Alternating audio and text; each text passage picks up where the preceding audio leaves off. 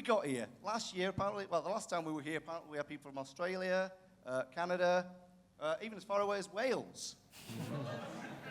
Now, I don't think they let people out of Wales anymore, but for all those people from Wales, this is electricity, by the way. This is what it looks like. So who have we got here? Anybody from where? Any further than Wales? Norway. Okay.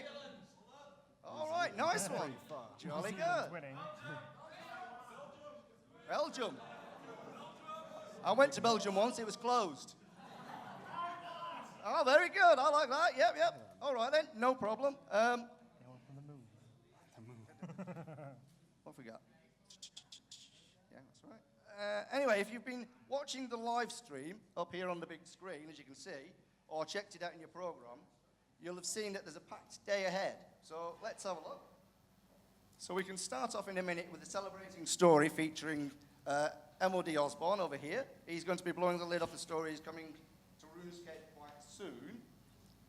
Then we've got big questions at 1 p.m. A look ahead to the future at 2. Ask me almost anything at 3. Not me, them. Don't ask me anything, I don't know nothing.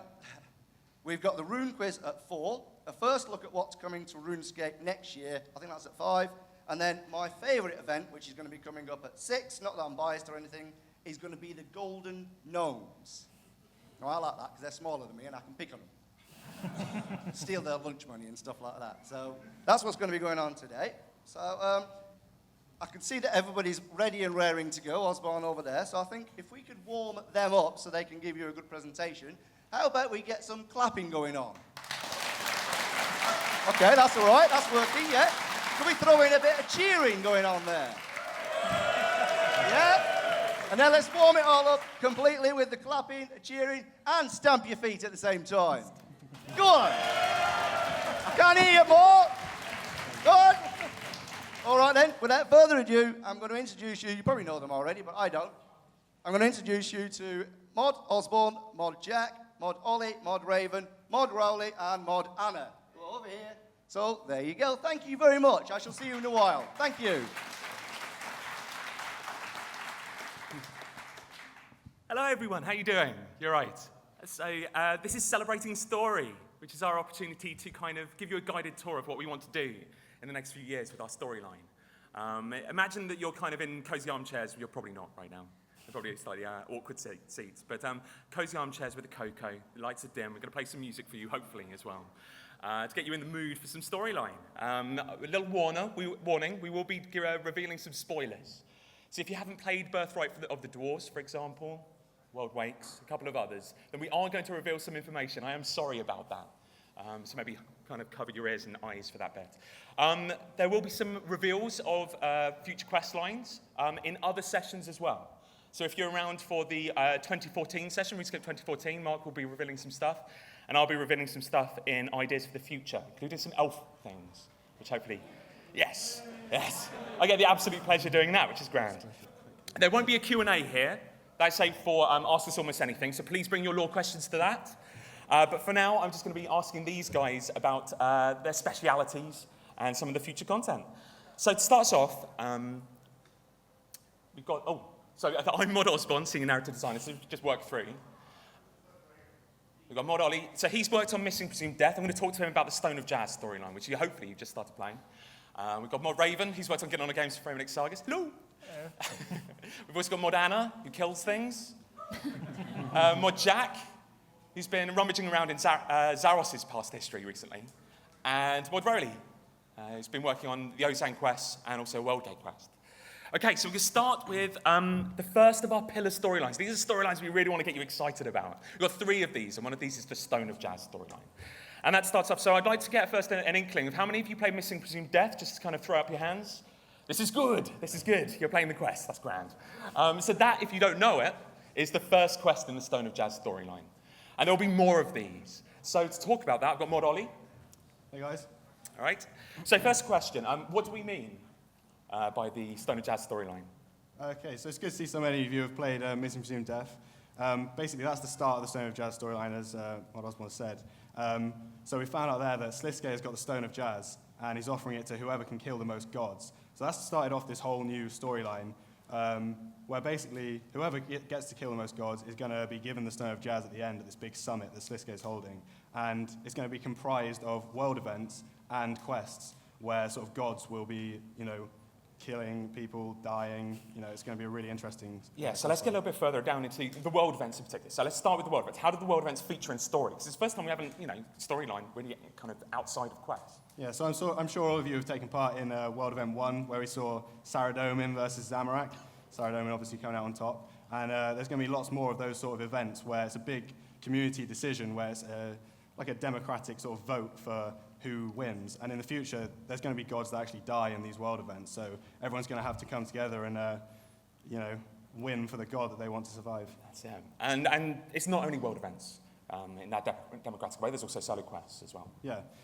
So the other half that we were talking about is quests that are going to comprise this storyline, where you're going to go in and have a more solo experience, not on a big, large scale like the world events, more small scale. And then the decisions you personally make, rather than it being a democratic decision, it's going to be your personal decisions that affect your own storyline. So when we get to this final summit, all of you will have the same gods that have won different world events, but then some of you are going to have different gods there that you might have helped out in your personal storylines. So it'll be a different mix of decisions that come to the... it's almost like you've got that kind of team of gods at the end. And one half is being determined by all of you guys together, like across all servers, across all worlds. And the other half is determined by you, and they're specific to you. And that comes from the quests. And that's how we're trying to get the best of both worlds in terms of democratic choice. So ultimately, we don't really know who's going to make it to this final summit. Yeah. It's up to you guys who are going to be the surviving gods, and eventually who actually gets the Stone of Jazz. Yeah, even with the Battle of Lumbridge, we didn't expect Zamorak to win, but we're going to react to that and do quests.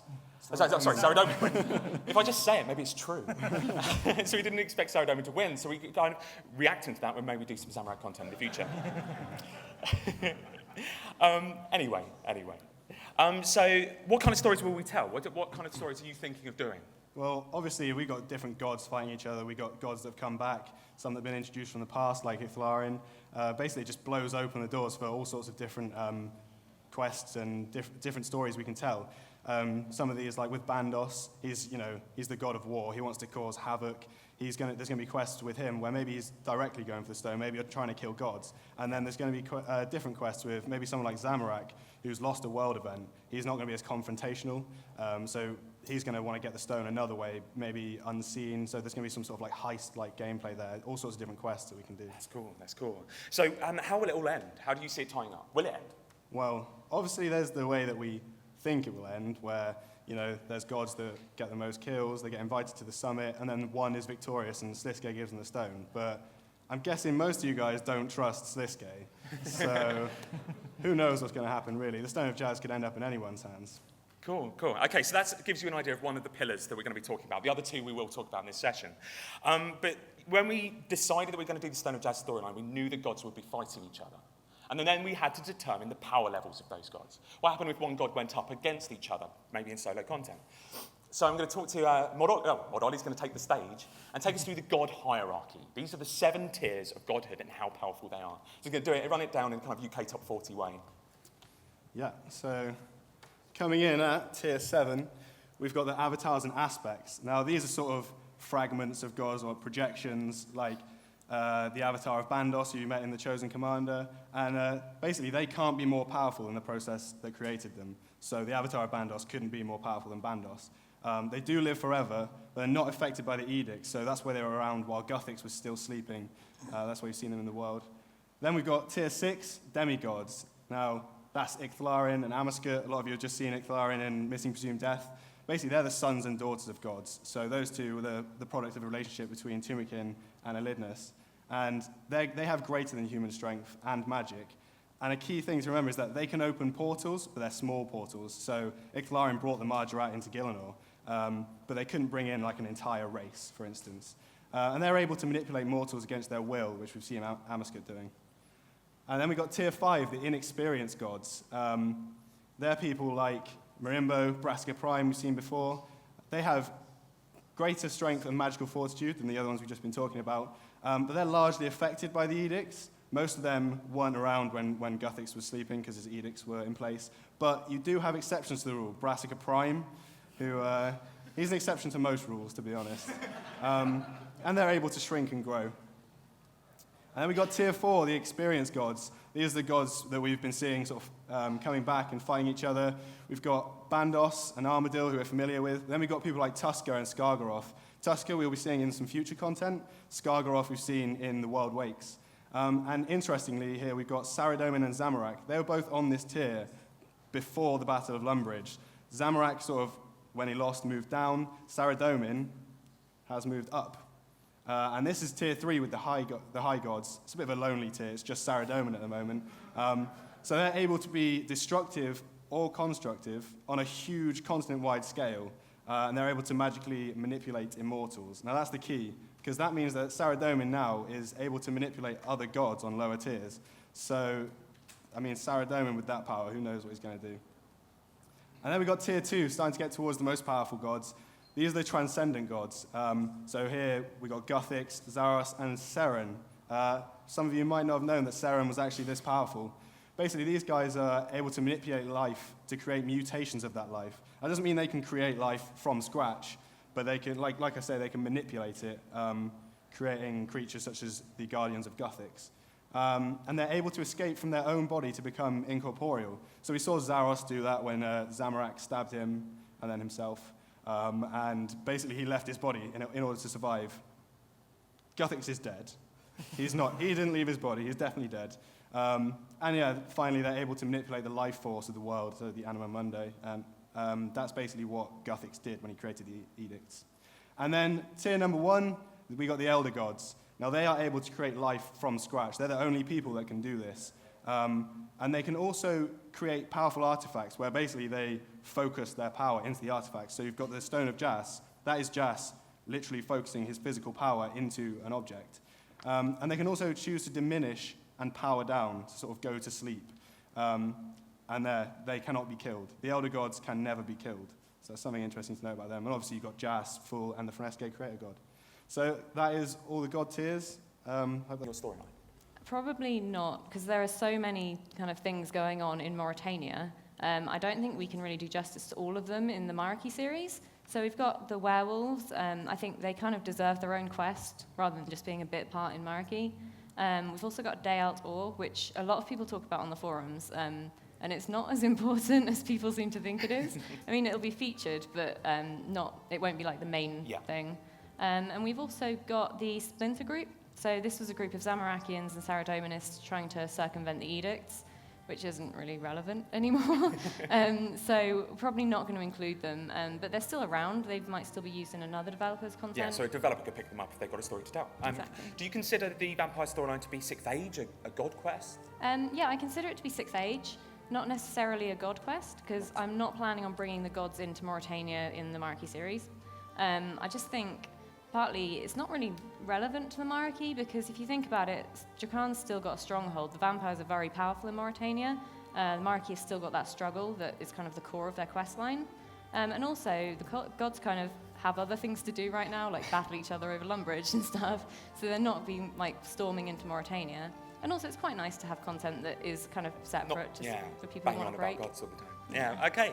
So Anna has a habit of killing things. Firemaker's Curse, Branches of Darkmare, World Wakes, they all had a choice in them.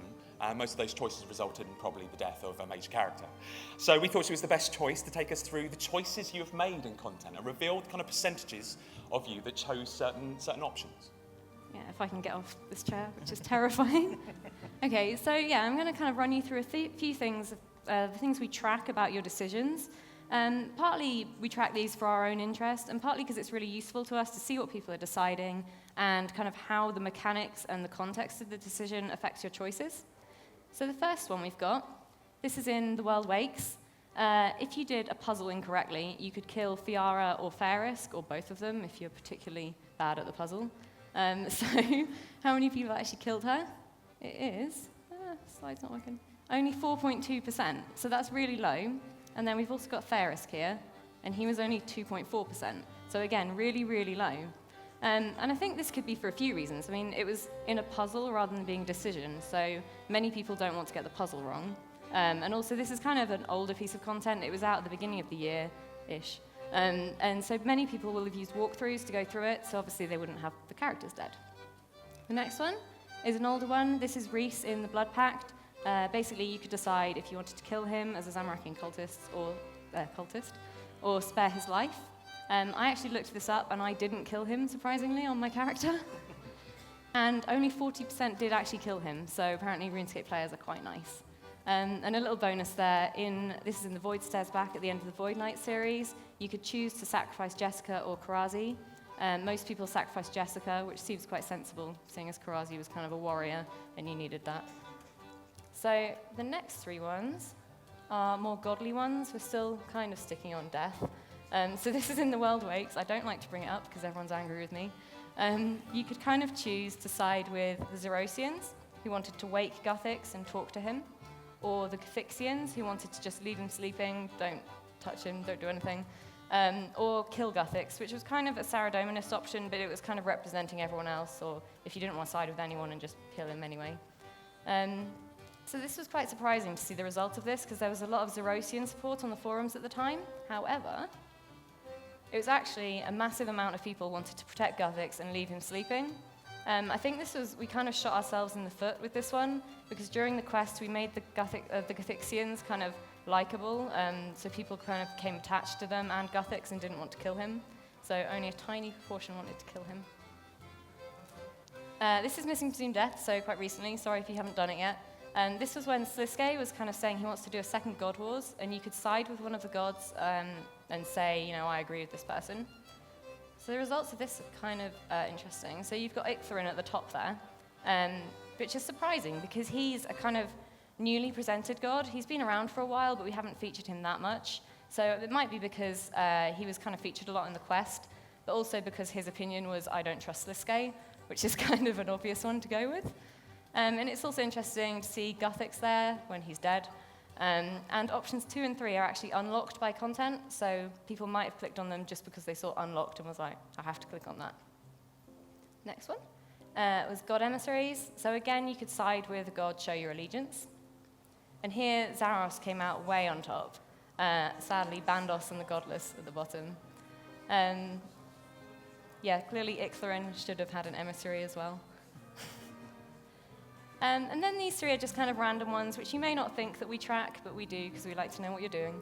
So this is how many people gave up the wand to Saradomin in Death of Chivalry. So this wand was, you could resurrect people with it, and it was only meant to be used by the pure of heart.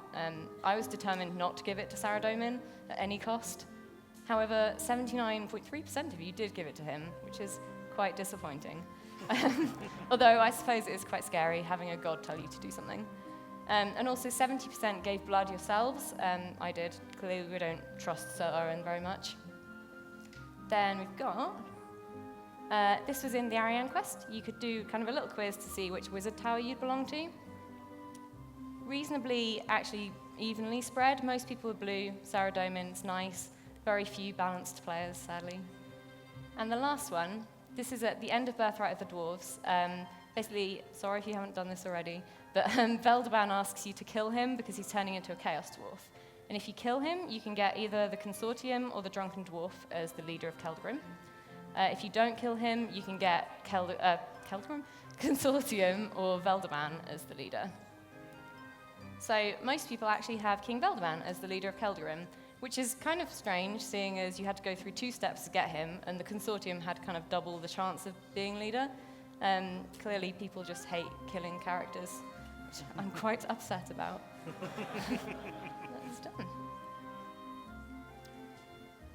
Okay, so on to the other pillars. So this is the Elder Gods. The Elder Gods, we're going from death to a little bit of creation now, so hopefully a lighter moment for you now.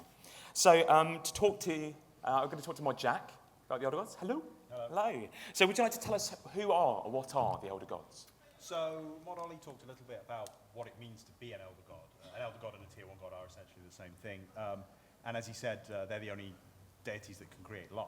But they can do a lot more than that. They're the deities that created the world. They're the deities that created the universe as we think of it. Their most impressive act, and in a sense their final act, was the creation of Gielinor itself, which was the final world, the perfect world. And something we have never revealed about the Elder Gods before is that they're actually still there. Yeah. They created it, they were pleased with it, and then they fell asleep on it. So this world we've been on, they're still here. They're still here, yeah. And you've interacted with them, although you may not realize how you've interacted with them. And they're kind of unused to life, aren't they? So when they created Gielinor, they created plant life. They like plant life. And so they created this lush pastoral wilderness and found it very pleasing, went to sleep. They're going to be waking up, probably.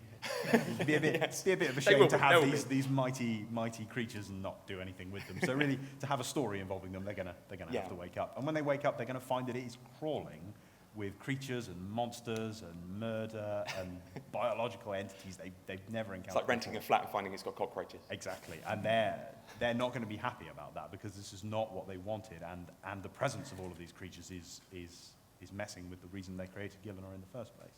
So when they wake up, they're going to want to do something about it. They're going to want to get rid of all life on Gielinor, and the thing about being a tier 1 god, the tiers are a little slightly misleading because they imply that 4 is a bit lower than 3 and 3 is a bit lower than 2.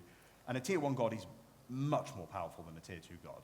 Zaros is more powerful than Saradomin, but he's got nothing on the tier 1 gods. If they want to erase all life on the planet, they can. They can't do it in a blink of an eye. The younger gods couldn't stop them. The younger gods would have no chance against them. Which is where the player comes in, because the player, as the world guardian, is going to be the only one who can stop them. So we like to put choice in our content. It's something we're really keen on, but the problem with the Elder Gods is that what they really want to do is they want to exterminate everything. And we can't really let that happen. We can't give the player the choice to side with them and kill everyone. Because then there wouldn't be a setting anymore. There wouldn't be a game anymore. You wouldn't be able to do any skilling. There wouldn't be any more quests. Yeah. And so the player, I'm afraid to say, is going to have to be against the Elder Gods on this. But the Elder Gods are different. I mean, there are 5 of them. They've got quite different approaches. They've got quite different personalities. And so the way in which you deal with them is going to be quite different. Yeah. And although they need to be stopped, that doesn't mean that you have to stop them in the same way. Perhaps there's a way you can turn it to your advantage. And the 5 gods vary quite heavily in sophistication. So Jazz, who's the most sophisticated of them, maybe he can be reasoned with. Maybe there's a way you can explain to him not to do this. But with some of the less sophisticated ones that maybe aren't capable of communicating so clearly, perhaps you're just going to have to stop them. You're going to have to trap them or imprison them or fight them. They can't be killed, remember, but perhaps they can be divert them in other ways somehow. Yeah, exactly. So we haven't encountered an Elder God before. We've seen them in, obviously, the Origins of Gielinor motion comic. But how would you describe them? What are they like? So, I mean, the most significant thing about them is that they're absolutely enormous. I mean, I think the biggest thing we have in the game is the Queen Black Dragon. The Elder Gods are vastly bigger than that. They're so large, we can't really put them in game as entities. They can't walk around and fight because you wouldn't even be able to see one's foot on the screen at the same time, let alone the whole thing.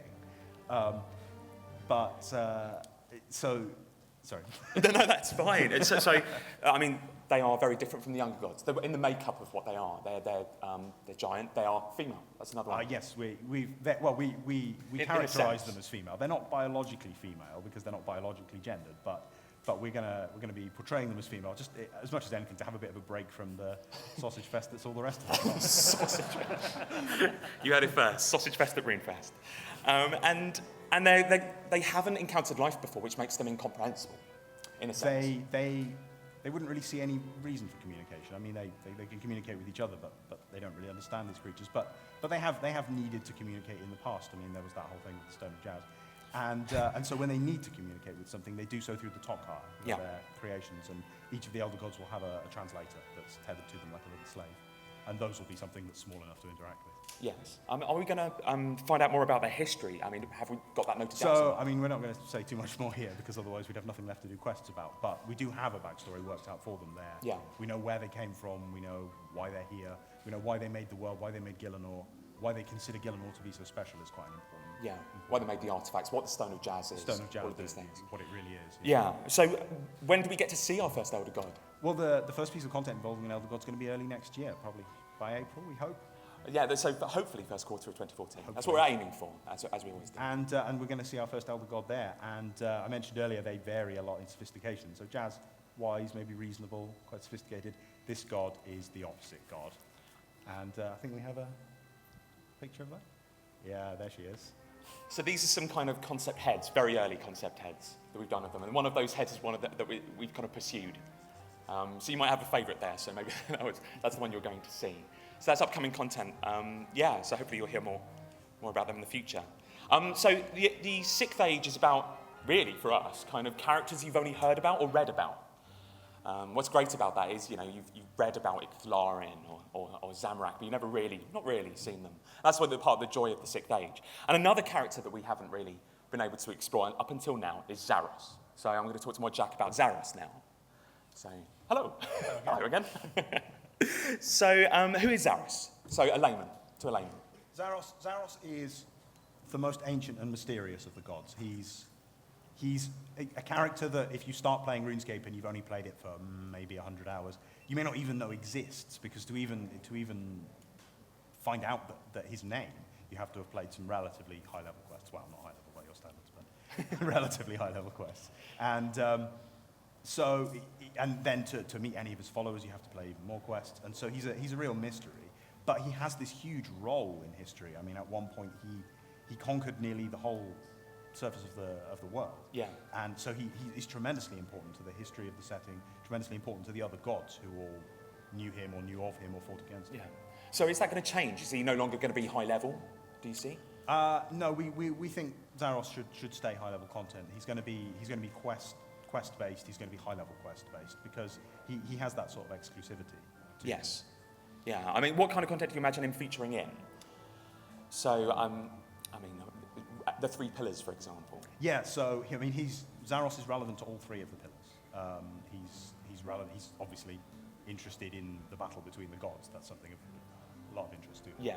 And my Raoul is going to be talking about a bit more in there. Yes, you'll find out a little bit more in a moment when we go through the 3rd pillar, the Dragonkin. Will he be featuring in world events? No, he's not really a world event kind of guy. I mean, the thing about world events is they're big, noticeable, flashy. They give you away. You're painting a target on yourself. I mean, that's what Saradomin and Zamorak were doing. They were just going, "Come on, fight me, kill me." Zaros isn't going to be doing that. That's not the way he thinks. I mean, maybe 6,000 years ago he would have thought like that, but he's learned since then. Yeah, he has changed. The betrayal has changed. Yeah. Him perhaps. But exactly. That's Absolutely, it. So he's all about becoming a kind of insidious fate. But some players are a bit worried that because he won't feature in a world event, that means they won't really have any chance to interact with Zaros, any control over what happens with the storyline. Yeah. But that's definitely not the case. I mean, the quests that are going to have him in, the player will be able to make a lot of choices. Yeah, we've got kind of choice baked into it, haven't we? You can either help or you can hinder. Yeah. Yeah, if we're potentially going to do any content with him. We've also got the idea of a final choice. Yeah, Yes. we see him in the culmination content, which obviously Absolutely, Bob Rowley's going to talk about. Zaros is going to be right there at the end, and the player's going to be there too, deciding what happens. So he's fundamental to all 3 storylines and what comes afterwards in our 6th Age. So is there anything that you can reveal about Zaros? Obviously, we've got Mod Mark wants to talk about him. He's going to talk about him a bit later. Well, what can we say about Zaros? We can say Zaros is back. Go on, show. There it is. So Zaros is back. We've been a bit cheaty. Mod Mark will show you some more stuff about Zaros. We kind of tried to get him to come back a little bit and not show everything, but I feel he's going to reveal quite a bit. So what we've stolen Zaros' back. So do you want to take us through him? So you can see there the wound left by the Staff of Armadale. This was Zaros in the 2nd Age. He's got some fancy-looking shoulder pads. The fact that he just stops below his shoulders there isn't indicative of the fact that he's just a floating torso. That's not indicative. It's just that the concept art doesn't draw the rest of his body at this point. But see if you can guess what he looks like from the front. Yeah, you might find out later. Who knows? Okay, so keeping with subjects for the Lorehounds, I'm counting you all in that, by the way. We're going to move on to the Dragonkin. So that is the final one of our 3 pillar storylines. I'm going to talk to Mod Rowley about that. Hello. Hello. So who are the Dragonkin? Okay, so I think we'd be hard-pressed not to find somebody in this room who doesn't know who the Dragonkin are. The incredibly vicious, angry, scaly beasts who come and wreak havoc whenever you do anything with the Stone of Jazz. They're cursed by Jazz, so that whenever somebody does use the stone, that's what they do. They go on a rampage and they kill the false user. Yeah. So do we have an idea of how many there are, for example? Yeah, so there aren't too many Dragonkin. We don't think there's masses and masses of them. So the ones we've typically seen so far are those violent ones, those ones who give in to their rage, who go all out to kill. And there's probably a handful of those, maybe half dozen or so. Yeah. And we don't necessarily have them as factions as such, but internally we're kind of referring to those group as the Necrocertes. Yes, the Necrocertes, yeah. We kind of also see that there's a schism within the Dragonkin race, and that there's probably another half dozen who we're referring to as the dactyl, who are the more cerebral, scientific dragonkin, the ones who are trying to break free of the curse and not give into it, and those are the ones who created dragons or dragonkind, although that was a failed experiment, so they've still got some work to do. And if you've played the Queen Black Dragon content, you'll know Kerapak from that, Indeed, for example, who is very much of the dactyl. So the Necrocertes, those kind of ones giving in to the urge to kill, they're going to do something very different from what we know of the dragonkin. They're going to change. Yes, so as we revealed in content, that as the Stone of Jazz gets used, the dragonkin grow in power so that they're capable of destroying the false user who's using the stone. And as we saw in Missing Presumed Death, just one of them now is giving a god like Icthlarin a run for his money. So we think they're, in terms of power, they're probably knocking on tier 5 by now. Yeah. But because they're kind of powering up a little bit more, the thing that they're doing that we can reveal now is that they're actually starting to make use of Elder artifacts themselves. Yeah, so something they may have seen as heresy. They were here to protect the Stone of Jazz in a slightly weird way. They're now giving in and just using the Elder artifacts, which is going to be something you're going to see more of in that Dragonkin storyline. Are we kind of giving up on the older Dragonkin storyline? You know, you're Robert the Strongs, you're Bob the Cats. Well, obviously not, no. I mean, these old story threads we still need to kind of deliver on. So yes, Robert the Strong is going to feature in future Dragonkin content, as would Baynor and all of those other things that we've linked to them in the past. So what will a player be doing in the Dragonkin storyline? So again, it's kind of like the Elder Gods in that you're not really going to be able to reason with and side with the Necrocertes. If you come face to face with them, they will kill you. So the choice more for the Dragonkin storyline is going to be dealing with the dactyl and how we can deal with the curse, whether we remove the curse, whether we curse them further or destroy them, some sort of choice along those lines we're thinking. I mean, we've talked about some other characters that could feed into the storyline as well, things like the Dragon Riders. Yes, that's true as well. So we've kind of drawn parallels or seen parallels between Dragonkin and the Dragon Riders. They both have this issue with infertility, effectively. So the idea that we could roll the two together and perhaps one is the solution to the other or vice versa. Yeah, Yeah. I just want to see a Dragon Rider, frankly. So how does the Dragonkin storyline end? Do you see it? So they're one of the three pillars. We have the Stone of Jazz storyline, we have the Dragonkin storyline, we have the Elder God storyline, and the Dragonkin are pivotal to all three. So as we play through quests within the pillar and other content, there's going to be that escalation, and we're going to resolve a number of issues within each of those pillars. But we see that at the end of all of these pillars, there's going to be some sort of mass Grandmaster culmination quest that just brings everything together in one big payoff. Yeah, fantastic. All right, so thank you very much.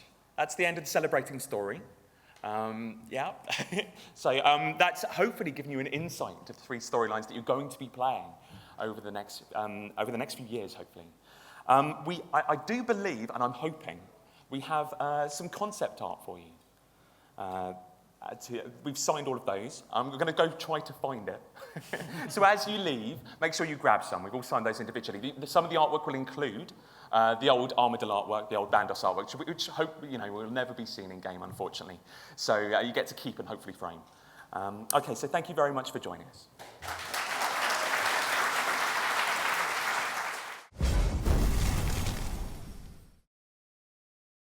Amazing. Right, now we are going to talk to Paul, who isn't actually sat next to me. The seat is empty. I'm just going to wait a few moments for him to sort of wander around the camera and slide onto the set in a very smooth manner. In a bit, he'll be dishing out one of the golden gnomes, so he can tell us about that. He can tell us about what he thought from that insider session that we just watched. He can tell us his last name, and also he can tell us why he thought it was appropriate to write on here to Craig, tell us your best dwarf pun. Is that a sensible thing to write to somebody to say to a dwarf? I don't know. I don't know if I can call him a dwarf. Is that right? I don't know. Paul, hello. Welcome. What's your favourite dwarf pun? Little fella. I think it's my favourite dwarf pun. It's real nice. Real that was seamless. nice. That was seamless. Yeah, it's beautiful. Been here the whole time. The whole time. So, tell us about yourself. Tell us what you do. Tell us about your golden gnome. Wow. Okay. So I'm the video production manager at Jagex, which means I have the pleasure of sorting out like video content. So we do the behind the scenes every week. Here I've been helping sort out this sort of live stream situation, which has been really great fun. Thank you so much. I'm Having loving a it. great time. Awesome, that's really good to know. Gonna have a read later. And the golden names, look, I've checked this out. I've got this actually here. Oh. It's heavy because he's made obviously of pure heavy? gold. Do you Murphy? want to touch him? Yeah. It's a weighty gnome. Don't do Have a that. little. Look at that. Do you want to rotate him? Look at his. Yeah. Oh. Now sniff him. Look at that. Sniff the gnome. Like that. I feel we should have some music Look playing at while he does that. A little bit. He's got. That's amazing. Does smell quite strongly of a sort of aerosol paint. Yeah. Don't know if yeah. that's. Is that a coincidence? Or Yeah, absolutely. That's just what gnomes. Turns out that's what gnomes smell like.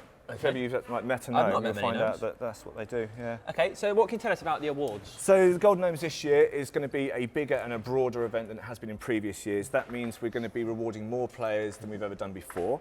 Previously, it's all been about videos. Yeah. This year, we want to be recognising people for things like their artwork, the cosplay. There's even going to be a Lifetime Achievement Award. Nice. And we've also got, there's even an award for a top-ranking player. So I wonder who that's going to be. Anybody know who that is? I do. I know who it is. Do you want to say? No, I Would don't. that I don't. ruin 'cause the surprise? I want the surprise to be later. So how many awards are there? So we've got 15 awards this year, and we've got about 50 minutes to award them all. So Wow. we are going to be machine gunning them out. Some long speeches. Yep. Well, Um, no. Speeches are going to be cut super short. Oh, are they? Yeah. You're going to do like Oscar music, like get people off the stage, no tears. Yeah, we've got a massive hook, and we're going to basically like lever people off if it gets a bit much. Yeah. Are all of the gnomes sort of holding spades? Yes. Or do we have some fishing gnomes? Is there a variety of gnome? No, I like a uniform approach to my gnomes, Nice, and so okay. I went out Who there doesn't? and I tracked down all gnomes. This year I thought, yeah, spades. Why not? Let's have spades as the theme. Okay, important question. How are the gnomes judged? And I don't mean how did you pick gnomes with spades. I mean, how did you pick the winners of the golden gnomes with the spades? So different people from different areas of Jagex have nominated some of the gnomes. A lot of players have also nominated through, especially the video ones. Regicidal and Silent Core picked out our best live stream category. Our art team pulled out the best art gnome, as you would expect.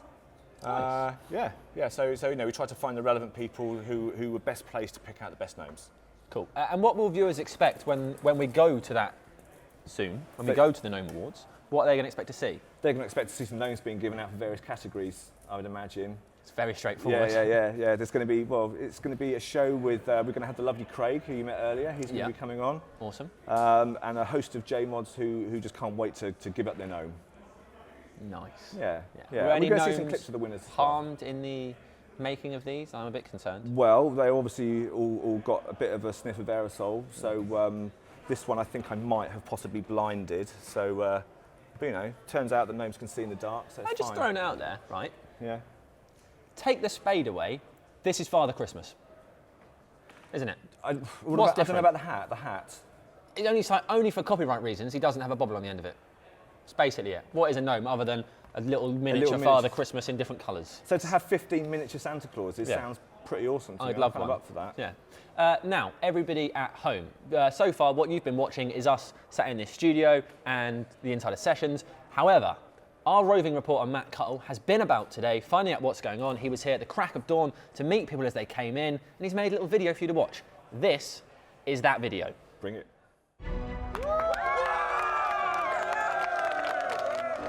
So we are here at the Tobacco Dock for RuneFest 3, and there are hundreds of people queuing up to get inside and have a go at loads of things, meet the devs, meet the mods, have a go at skilling and questing and have a good time.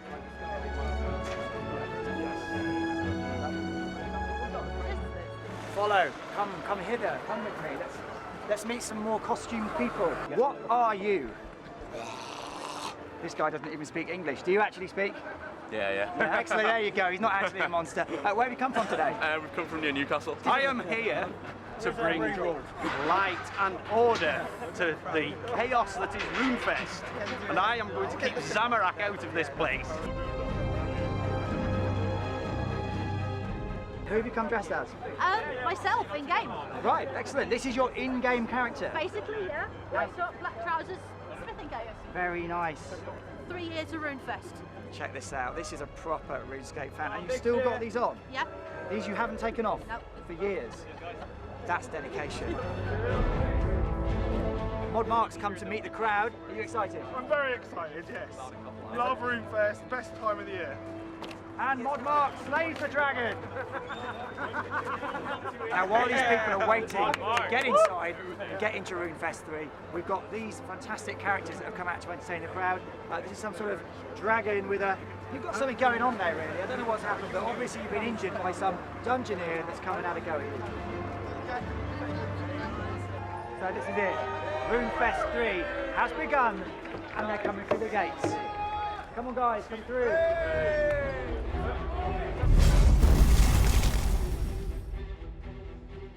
Great stuff from Matt. Paul and I, he's moved over here, as you've seen. Yeah, it's getting cosy. Yeah. Nice. Although people that are into like body language would say this is negative. This crossed leg away from me. Yeah. Now we're talking. Right, we are joined in the studio by Jane and SJ. Ladies, please tell us about yourselves.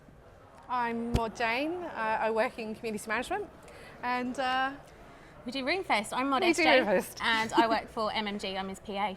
Okay, so you've been working very hard for this really event. hard for this event. When was the last time you sat down that wasn't right now? I don't remember. My feet hurt so much. This is actually so comfortable. It is. I'm really enjoying this. I don't want to leave. Feel free to lie back. Yeah, literally lounge. You didn't actually sleep last night, did you? I have not been to bed, no. Why? Because there was so much to do and so much preparation that we just worked through the night. So. Wow, what were you doing? All of the really boring operational stuff about events and planning like golden gnomes and just making sure everything was going to be smooth so players could just come in and have a wicked time. So how long have the two of you been working on this day? A couple of months. Yeah. This is like our biggest rush job ever. Like 2 months, and we just worked hard, and the JMods have helped us loads. So it's been really great, and Paul's been awesome too. Oh, you We've been kind of hidden away. For the last 3 weeks we've been hidden away. We just got a room down in the office and we kind of called it RuneFest HQ and locked ourselves away, and it was awesome. I think so. Yeah. Mission control. You know that shot of like a Barack Obama when he sat inside his kind of like his bunker? Yeah. It's a bit like that. Nice. Do you mean the one where he's like got everyone around him? Yeah, that one. The one. That one. Yeah. It was awesome. Yeah. I'm going to miss our office. Hillary Clinton I'm going to miss it. She's leaning in, isn't she, in that picture? She about? She didn't visit. Oh, rude. Come on, Hillary, sort it out. Now, we've just seen in the video from Matt that the people outside at the start of the day were absolutely buzzing to get involved. Yeah. They're here, they're very excited. How does it feel for the two of you who've been working on this day for so long, that it's finally here? Is it like Christmas, or is it more exciting than Christmas? Is it worse than Christmas? Do you It's even a care bit about Christmas? surreal. Yeah, it doesn't it really is. feel real, and it's way more exciting than Christmas. Definitely. I mean, everyone's coming character as well and costume. It's amazing the efforts that everyone's gone to. It's just Yeah, we put on the event, but the players really bring so much to it, and without them, it wouldn't be what it is. No. Oh, it's very humble, isn't it? It's real nice. So will you just relax for the rest of today? Can you enjoy the day, or is it non-stop? We've still got loads to do. It's non-stop until like 11 o'clock tonight, and then we're going to have a very large, well-deserved glass of wine. Definitely. Nice. Yeah. We're not promoting sort of alcoholism in any way, shape or form. Other alcohol drinks are available. Yeah, there are other spirits. Yep. They're stronger, in fact. So have a large glass of vodka. We might have one of all of them. Maybe one of each. Sounds reckless. What are you two most excited about throughout today? What's the thing that, where you've been building up to this, you've been thinking, tell you what, I can't wait for people to see that, or for that to happen? For me, from an events perspective, it's great to get to the party. That's the time when like everyone just chills out, the JMods just chill out. We don't have to work as hard. There's a couple of drinks, there's some food, and you actually really get a chance to talk to the player then, rather than kind of running around with a headset trying to make sure that food's getting to the right place. So for me, it's the party. Excellent. Yeah, I think for me it's actually meeting up with the community, because we speak to them on the forums all the time, but we never really get to meet them. So running into them and sort of like putting a face to the name has just been brilliant. Excellent. We did ask for tweets earlier. Did we not, Paul? We did ask for some tweets. Yeah, we had a little look earlier, you and I, didn't we? We were sat, Is it okay to get my phone out to do that? Is that all right? Okay. What has the feedback been like when you've been around? Well, Because you've been you have downstairs. another question. I'll look for some tweets like that. Let's do that. Okay, right. Another question. Okay. Is this the most exciting day of the year for you because you work so hard for this one day? Is it worth it even? It's the most rewarding day. Like RuneFest is the most rewarding project you'll ever work on, and yeah, definitely. For me, Because you haven't even slept. How are you even talking? How is your face moving and making sounds that I can interpret as words? It's so exciting, and I don't even feel tired. There's just so much adrenaline pumping through us. Definitely. And I think it was really difficult this morning. We were in a taxi on the way here, and we were kind of sitting there, and we were tired. And then as soon as we got here, it kind of all came to life. We put some music on, and now we're here, and it's awesome. Yeah. Why are you laughing? Like, what have you seen? We've got a new hashtag started called Sniff the Gnome. Tell you what. Sniff my gnome. We will sniff the gnome, but this one, just in case there's any confusion as to what you're on about there. Paul, do you want to sniff the gnome? I think I do. I think I need to now. I think you should. Blimey, It's really strong. I'll tell you what. We've been sat in an office with them That is a all pungent week. gnome. That is why we're so excited. Amazing. Yeah. I've got to have a go now. Yeah. Sniff my gnome, I think it's probably the best sentence I've heard today. If you want to tweet about Sniff the Gnome, if you want to get involved in this, I'm sorry. If you have any guesses as to what this might smell like even, I'll tell you it smells of aerosol. Get involved. We've got a little video. It tells you how. This is that video.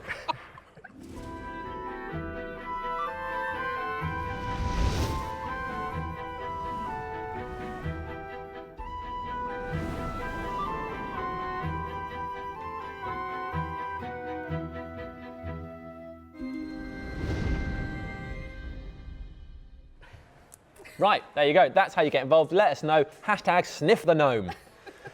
Yeah. Okay, guys, loads of people here today. Loads of them in fancy dress. What is the best costume you've seen today? Well, I guess the two dragons that I've seen running about, they're pretty awesome.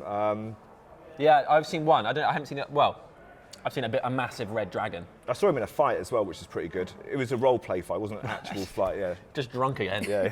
Off. And I saw a girl in some amazing costume, but I can't actually put a name to what that costume would be called. So I'm just going to say the girl in the really cool red costume with the body armor. Try and talk us through it. What was it? I mean, red face, red Kind of red costume, face. sort of like silver, kind of like body armor, wielding a weapon. I'm What sort of more half do you want? imagining Iron Man. Let's see if maybe we can drag her in later.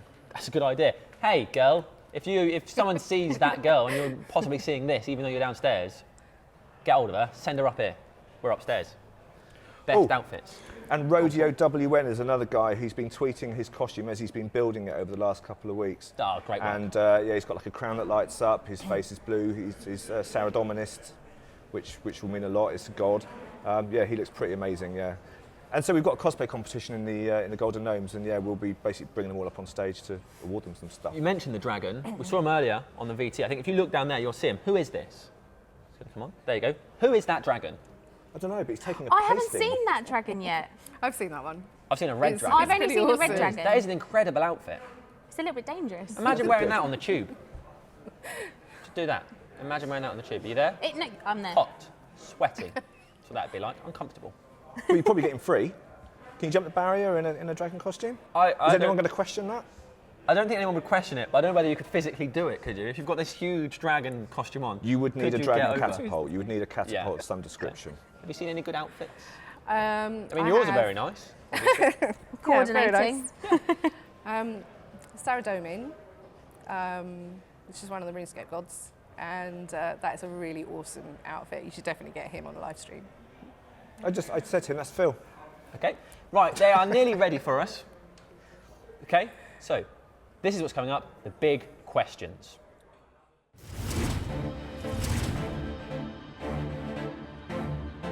I'm the design team leader. My team and I look after the design of game mechanics and systems, and we work closely with content developers. The big questions is about important things around the game. We're going to talk about bots, which is a topic very important to us and to players. We're going to talk about the recent introduction of bonds and the thinking behind them. And then there's Wheel of Fortune, and everyone's got an opinion on that. The big question session has a really strong panel of really relevant people, and this is going to be your chance to put questions to those people and get the answers you need. This session is a really important chance for players to hear what we plan to do, to give us some feedback on them, ask us questions about them. We're hoping that players can take away a greater understanding and more clarity on these topics, and that they can see that we're all on the same side here. The big questions session is about giving honest answers to the pressing questions. This session is really important for us at Jagex because we really want to be having this conversation with players. We hope it's really important to players because they want to be the other side of it. This is a great platform for us to put our cards on the table and cut through the myth around these topics. We love the game as much as you do, and we're determined to have it going from strength to strength. The last big question session was fantastic. This year's going to be even better. This is going to be a chance to grill the big guns of RuneScape on issues that really affect the game. So that is what's coming up very, very shortly. Any spoilers, Paul? No, not at all. I'm not giving anything away. I want to leave it to the guys on the stage. Well, that's exciting, isn't it? One it's spoiler. Because I don't know, to be honest. I don't know. I've been so busy, you know, like making sure we had the right sofa that But you did a great job. It's an amazing sofa. It's pretty comfy. Fair. It's really comfy. Okay, now we're going to go to Craig on the main stage for the big question.